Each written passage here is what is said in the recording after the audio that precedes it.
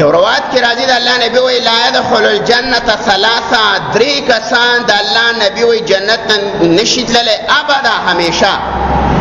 همیشه دا سړی جنت ته نشي تللی. اوس علما وایي چې یا مطلب یې دا دی چې دا په دخول اولی سره نشي تللی، او دویم مقصد دی چې په دخول آخري سره، یعنی چې آخره کې هم دا نشي تللی. لکه دلته اوس ابدا ټکی ویلی دی چې لا يدخل الجنة ثلاثة، د الله نبی وایي درې کسان جنت ته نشي تللی ابدا، همیشه، یعنی همیشه نشي تللی، ابدا همیشه د پاره راځي، ابدالابد د پاره نشي تللی. درې کسان رسول الله صلی الله علیه وسلم وښودله. ناول سړی وښوده، د الله پیغمبر فرمایي الدیوس من الرجال،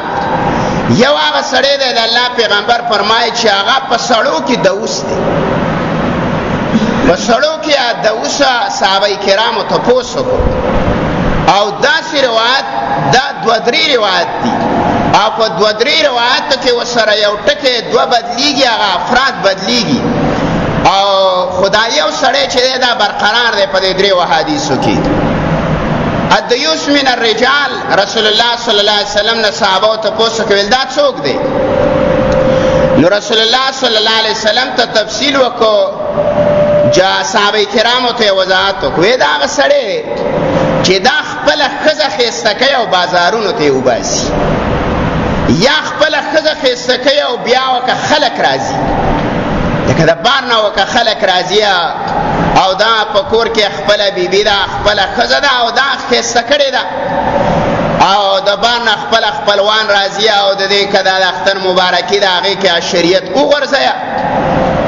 د ماما زامن راځي، اتره زامن راځي. ما تاسو ته ویلي وو